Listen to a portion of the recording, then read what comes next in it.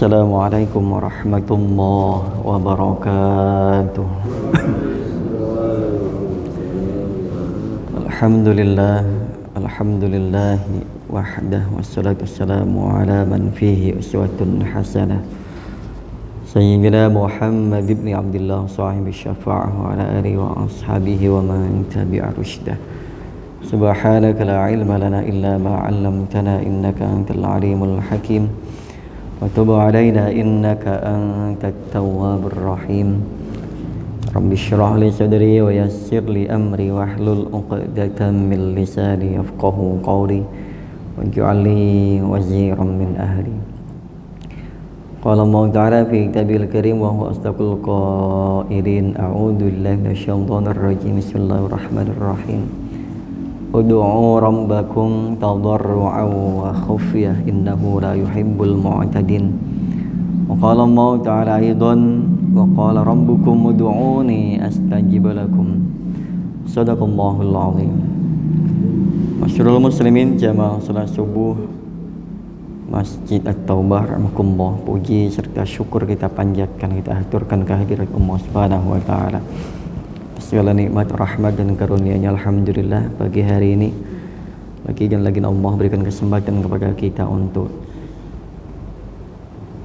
menyempurnakan ibadah kita pada pagi hari ini setelah kita qiyamul lail, qiraatul Quran, salat sunnah fajar, kemudian salat subuh berjamaah, yang mana yang kita yakini bahwa salat subuh ini khairum minad dunya wa ma fiha, lebih baik daripada dunia beserta isinya. Rasulullah sampaikan rakaatul fajri khairum minad dunya wa ma fiha. 2 rakaat salat fajar yang dimaksud adalah subuh, khairum minad dunya, lebih baik daripada dunia beserta isinya. Masya Allah. Jadi orang terkaya itu ternyata hasil riset menunjukkan orang terkaya adalah orang yang rajin, rutin dan istiqomah salat subuh berjamaah. Alhamdulillah. Waalaikumsalam. Pagi hari ini temanya adalah fadilatud du'a. Fadilah berdoa. Doa ini menjadi senjata utama orang mukmin. Rasulullah sampaikan ad-du'a silahul mukmin. Doa ini menjadi perisainya, menjadi senjatanya orang mukmin. Maka hati-hati dengan senjata ini. Bisa digunakan kapan saja, bisa di mana saja, dalam kondisi apa saja. Tidak terkait dengan waktu, tempat atau apapun. Namun ada waktu-waktu yang memang Allah spesialkan, dan juga ada tempat-tempat yang Allah spesialkan juga mustajab doanya. Oleh karena itu, sebelum kita mulai, salam serta kita sampaikan kepada qudwah kita, Rasul kita, Nabi Muhammad sallallahu alaihi wasallam wa barik alaihi. Sunnah tadi yang saya bacakan dalam muqaddimah, Allah Subhanahu wa taala berfirman, ud'u rabbakum tadarru'an wa khufyah innahu la yuhibbul mu'tadin. Ud'u rabbakum, berdoalah kalian kepada Allah Subhanahu wa taala, kepada Tuhan kalian semua, tadarruan, dengan mendekatkan diri kepada Allah Subhanahu wa taala. Tadarru ini mendekatkan diri kepada Allah. Kalau bahasa manusia ini deketin sambil ngerayu juga bisa, atau deketin dengan perasaan penuh harap. Nah ini tadarruan wa khufyah, dan penuh rasa kekhawatiran, rasa takut. Atau doanya di sini dibikin khufyah, samar. Innahu la yuhibbul mu'tadin, sungguhnya Allah tidak menyukai al-mu'tadin, orang-orang yang melampaui batas. Jadi artinya berdoalah sesuai dengan hajat, sesuai dengan keperluan kita kepada Allah Subhanahu wa taala. Mintalah sesuai dengan keperluan kita, sesuai dengan hajat kita. Dan juga Allah tidak suka orang yang mu'tadin, yang melampaui batas dalam doanya. Juga Allah tidak suka orang yang melampaui batas, yang sama sekali tidak mau berdoa. Karena orang yang tidak mau berdoa itu sombong. Makanya ketika di antaranya ada waktu-waktu yang mustajab, nanti akan kita sedikit sampaikan. Allah Subhanahu wa taala juga berfirman dalam kesempatan yang lain, wa qala rabbukum ud'uni astajib lakum. Allah sendiri yang berfirman.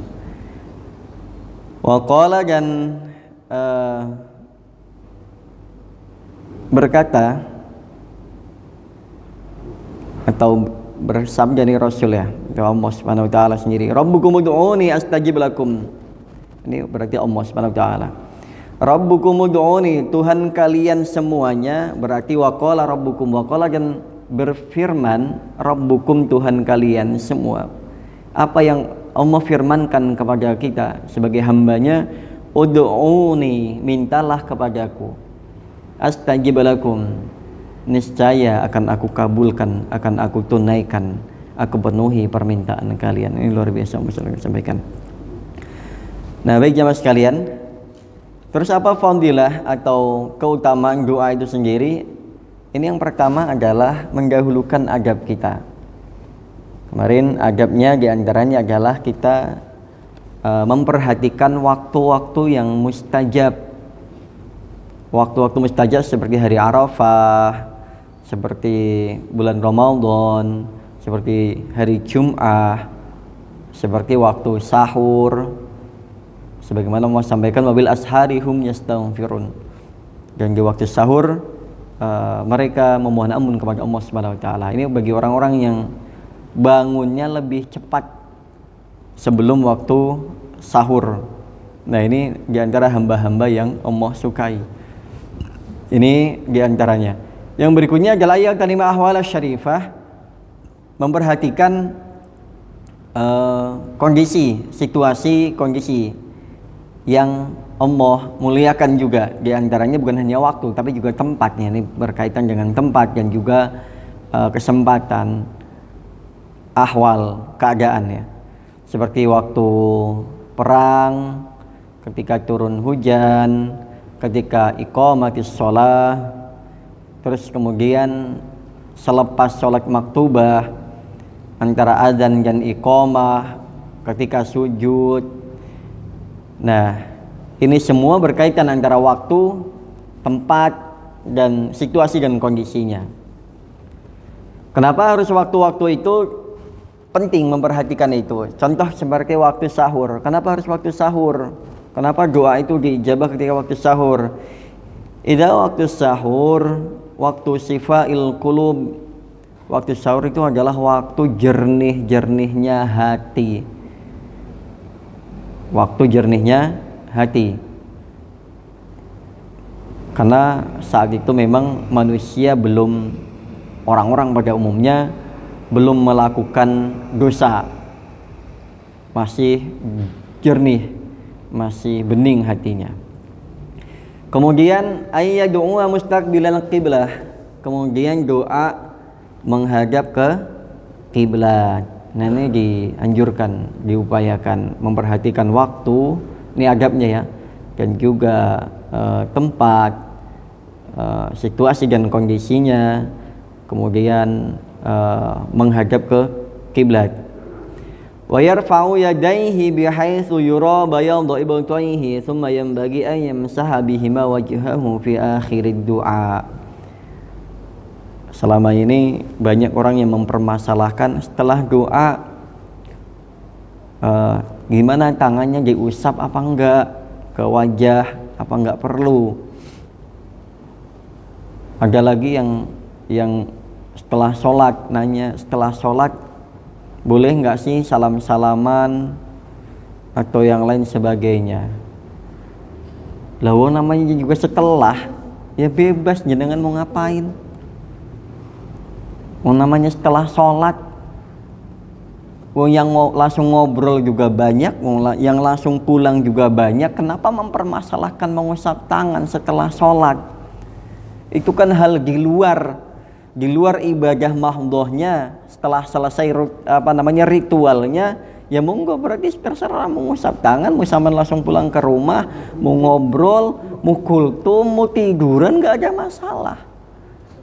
mau nyender tahu-tahu tidur ya nggak masalah, karena sudah selesai ritualnya. Begitupun dengan doa. Ini biasanya yang mempermasalahkan ini itu, mohon maaf, para pengikutnya Imam Ibnu Taimiyah biasanya yang seringkali memperdebatkan masalah ini. Nah, ini setelah menghadap kiblat, wa yarfa'u yadayhi bihaitsu yura bayadhu ibtayhi, mengangkat kedua telapak tangan, bihaitsu sekiranya yura terlihat bayadhu ibtayhi, putihnya ketiak. Kalau yang ketiaknya putih ya. Artinya doa itu tangannya diangkat kurang lebih setiga-tiganya, sekurang-kurangnya tangan itu sejajar dengan wajah kita. Begini, namanya juga orang minta, ya kan? Angkat tangannya serius minta. Seperti orang minta itu seperti apa? Terlebih kita minta sama Allah Subhanahu wa taala. Minta sama manusia begini, minta sama Allah yang benar begini. Posisi tangannya pun diperhatikan, wa yarfa'u yadayhi bihaitsu yura bayadhu ibtayhi, sampai seolah-olah tampak kedua ketiak kita gini nih, gini. Tapi juga jangan terlalu tinggi, ada orang yang begini banget.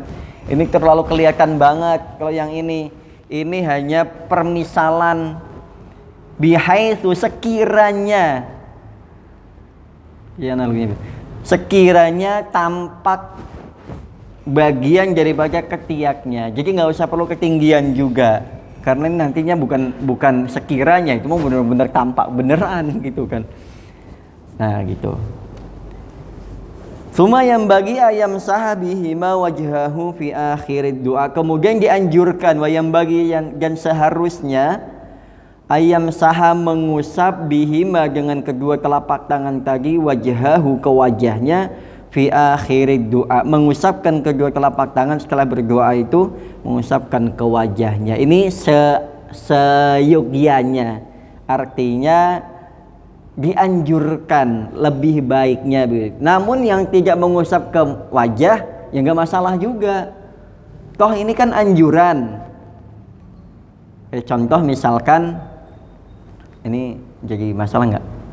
Misalkan masalah masker, wajib pakai masker misalkan. Kalau sudah wajib berarti harus. Kalau ini yang bagi dianjurkan, malah memang mendekati seharusnya itu ya, tapi artinya lebih utama gitu. Jadi, tapi kalau yang bagi yang tidak, ya nggak masalah, nggak usah perlu diperdebatkan. Yang mengusap nggak perlu, kok nggak ngusap sih? Yang nggak ngusap nggak perlu bilang kok ngusap sih? Namanya juga fi akhiri doa, sudah ritual terakhir. Mau ditutup begitu mau nggak masalah. Cuma kalau kita dulu mungkin barangkali pernah dinasihatin oleh orang tua, namanya setelah minta, alhamdulillah terima kasih, seperti sudah dikasih, gitu kan? Namanya habis minta, bapak kalau habis minta ditumpahin, wah repot urusan. Itu hanya analogi aja. Tetapi bagi yang enggak masalah. Setelah kita minta, alhamdulillahirabbil alamin. Kan akhirnya begitu. Bi subhana rabbika rabbil izzati amma yasifun wa salamun alal mursalin walhamdulillahirabbil alamin. Kadang ada yang sampai ngucap tangan, kaki sampai begini-begini. Ya enggak masalah, monggo selama itu tidak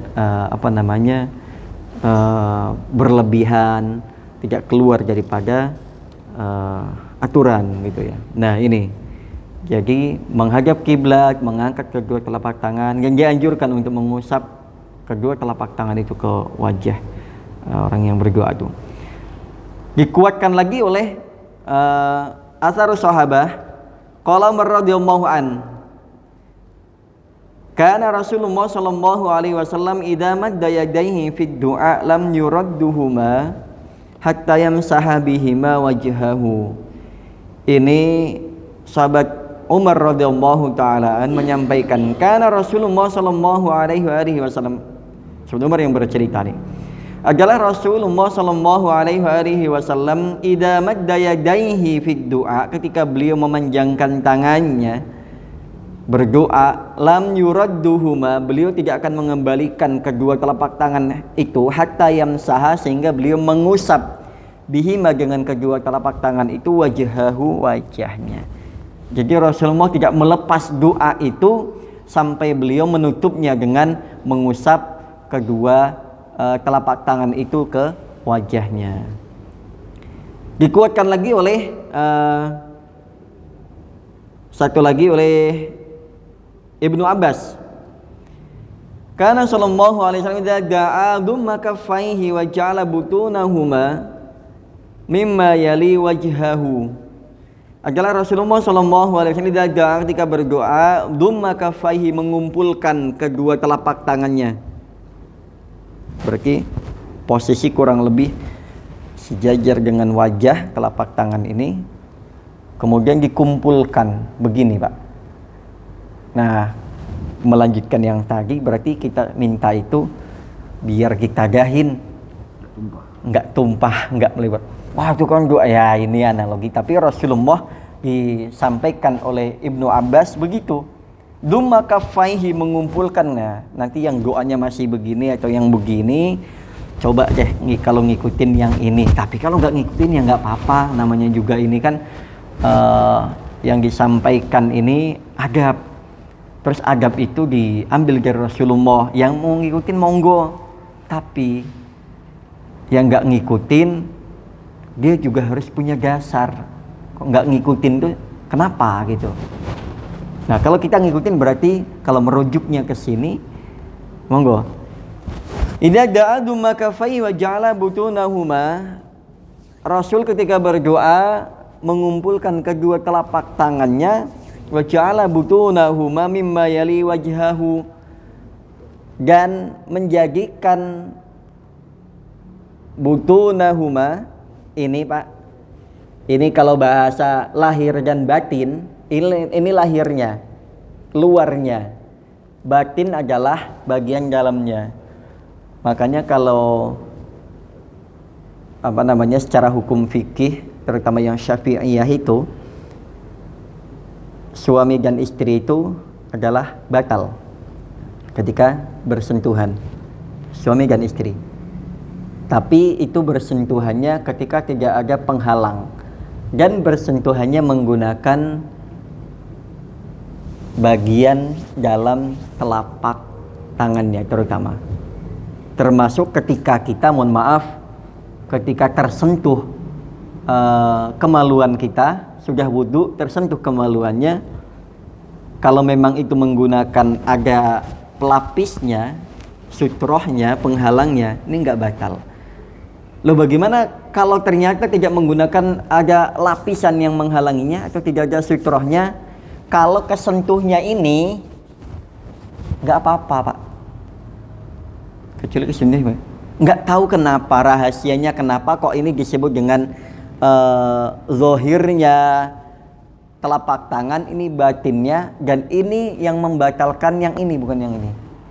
Sentuhan suami istri, kalau ya baik suami istri maupun bukan suami istri, kalau menggunakan ini nggak, artinya entah kenapa omong alam. Kira-kira Bapak beda nggak kalau kesentuh bagian ini sama yang bagian ini? Rasanya beda nggak, Pak? Senggolan bagian ini sama bagian ini, atau kira-kira beda nggak sih rasanya? Yang kira-kira, mohon maaf, yang mengandung syahwat itu yang mana? Kalau senggol kayaknya biasa aja ya. Tapi ketika yang ini yang bersentuhan, lain rasanya. Memang mengundang syahwat. Nah ini, Pak. Terus yang berikutnya, Rasul mengumpulkan kedua telapak tangannya mimma yali wajhahu, di antara sela-sela wajahnya, berarti begini kurang lebihnya. Gitu ya, setelah kita. Nah, hayyatil lihat, inilah begitu juga beginilah kondisi atau keadaan tangan Rasulullah ketika berdoa. Wala yarfa'u basarahu ila sama. Dan penting lagi satu, bahwasanya ketika berdoa Rasul tidak mengangkat pandangannya ke langit. Ini penting, adab juga, Bab. Nah ini Bapak kita juga bisa kalau mau kembali ke sini ya, doa itu memang nggak sopan ketika kita bersama. Jadi mungkin bahasa kita gimana ya, kalau kita kok diliatin atau dipandang begitu, kita sedangkan posisinya adalah bawahan. Mohon maaf nih, coba mungkin bapak-bapak yang banyak syarat dengan pengalaman, kalau ketemu dengan atasan kita, itu apakah bertatapan muka atau kita menundukkan kepala secara adab gitu? Kalau etikanya berhadapan. Nah, itu manusia, ya kan? Kepada Allah kita tidak dianjurkan untuk menghadap begini nih. Ini Rasulullah di sini ya. Wala yarfa'u basarahu ila sama. Maksudnya menghadap di sini bukan langkah gitu, tapi iya. Nah, itu kalau tingginya sejajar. Kita sama Allah di sini dalam adab di sini wala yarfa'u basarahu ila sama. Tidak mengangkat pandangannya ke langit. Ini di sini ya. Saya tidak bicara terlalu jauh. Oke, yang berikutnya, masih banyak rupanya. Yang berikutnya adalah khafdus saut bainal mukhafatati wal jahr. Merendahkan suara bainal mukhafatati wal jahr, antara samar-samar dan agak keras. Jadi ngambil pertengahan. Sebagaimana disampaikan oleh Sayyidatina Aisyah radhiyallahu taala fi qouli ta'ala wala tajhar bi sholatika wala tukhafid biha. Jangan kalian mengeraskan suara bi sholatika, salatmu, wala tukhafid biha, tapi jangan terlalu samar. Jangan terlalu kencang doanya, tapi jangan terlalu samar. Sedang. Bismillahirrahmanirrahim. Alhamdulillahirabbil alamin. Hamdan na'imin, hamdan sekiranya terdengar oleh telinga kita. Wala tajhar bi sholatika wala tukhafid biha. Ini Al-Quran yang disampaikan oleh Sayyidatina Aisyah. Ai bi doa yang dimaksud adalah ketika engkau berdoa. Wa qad asna ta'ala ala nabiyhi Zakaria alaihi salatu wassalam haitsu qala idnanda rabbahu nidaan khafiyya. Salah satu yang hamba yang Allah sukai ketika berdoa adalah Nabiullah Zakaria. Doanya itu nggak kencang, tapi terdengar oleh telinganya, tapi nggak begitu kedengaran oleh orang lain, sehingga ketika orang dengar itu agak samar-samar, tapi sambil menunjukkan keseriusannya, tadarruknya. Idna darabbahu nidaan khafiyya, ketika beliau berdoa nidaan dengan doa undangan ya, bahasanya itu khafiyya, yang samar, lembut. Bahasanya lembut, namanya orang minta kan bukan malak, beda ya.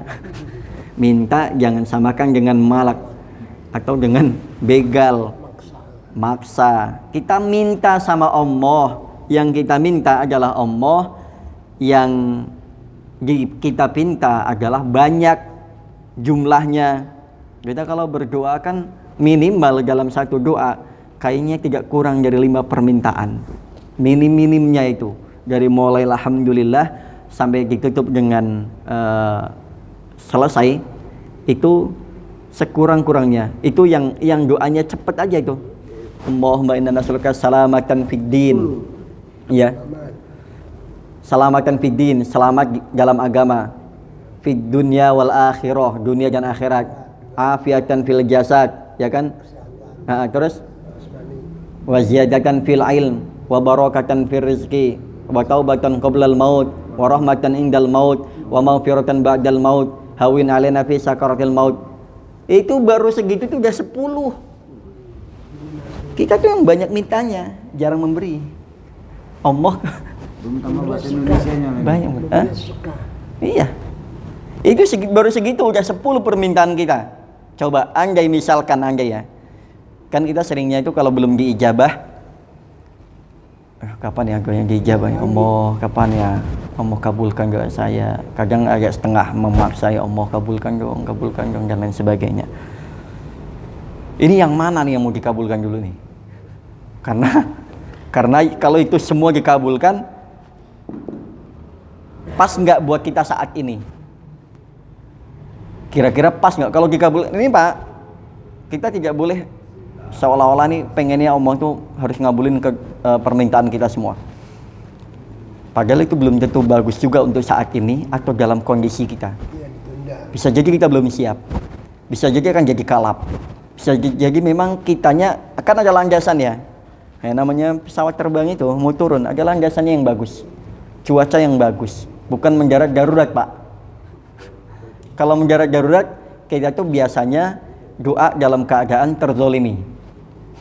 Itu kan? Entah cuacanya lagi nggak bagus, mendaratnya darurat. Karena lagi butuh urgent nih orang nih. Ya Allah, saya terzolimi. Minta tolong ya Allah. Wah, itu tuh keadaannya itu lagi. Makanya pendaratnya. Kita butuh landasan yang bagus. Makanya di bandara itu landasannya bagus, jarak landingnya itu harus benar-benar, dan itu harus kitanya siap. Belum tentu juga itu pendaratan masih bagus, itu pendaratannya itu nggak oleng ketika kita terima. Namanya juga darurat, kita butuh sesegera mungkin gitu kan. Nah ini merendahkan suara kita samar-samar terdengar oleh telinga kita, nggak harus juga terdengar oleh telinga orang lain. Sama seperti sholat kita juga begitu. Ketika kita sholat, sekurang-kurangnya telinga kita bisa mendengar. Mohon maaf, catatannya adalah bagi telinga yang masih normal. Yang nggak normal ya jangan teriak-teriak juga, karena kita kadang suka nggak sadar kalau kita telinganya sudah mulai kurang, yang kita lakukan nggak kedengeran. Kadang orang lain kenceng amat sih, kadang kita ngomong teriak. Nah gitu, jadi juga kita harus memperhatikan hal itu. Nah ini, wa qala ta'ala ud'u rabbakum tadarruan, ini yang tadi, berdoalah kepada Allah Subhanahu wa taala dengan tadarru, dengan pendekatan yang bagus kepada Allah, penuh harap cemas, harapan agar segera doa kita diijabah, cemasnya kalau enggak diijabah. Begitupun dengan amal kita, berharap amal kita diterima. Yang kita khawatirkan adalah kalau amal kita yang sedikit ini tidak Allah terima, coba apa yang mau kita bawa? Sudah sedikit, minim, nggak diterima. Makanya kita harapannya adalah disitu tadarruan, mintanya banyak. Nah ini jamaah sekalian, ini kami sampaikan kultum singkat pada pagi hari ini. Mudah-mudahan kita semakin menjaga adab kita kepada Allah Subhanahu wa taala dalam hal apapun, terutama di dalam berdoa, karena adab itu penting. Karena al-adab fauqal ilm. Adab itu sendiri adalah di atas ilmu itu sendiri. Orang punya ilmu nggak beradab masih kalah dengan orang yang tidak berilmu tapi beradab. Tetapi ketika kita sudah tahu ilmu dan beradab, maka kita akan menjadi manusia yang unggul di hadapan Allah Subhanahu wa taala. Demikian jemaah sekalian, kepada jemaah saya memohon maaf, kepada Allah saya beristighfar, dan kita tutup dengan doa kifarah majlis. Subhanakallahumma rabbana wa bihamdika asyhadu an la ilaha illa anta astaghfiruka wa atubu ilaik. Assalamualaikum warahmatullahi wabarakatuh.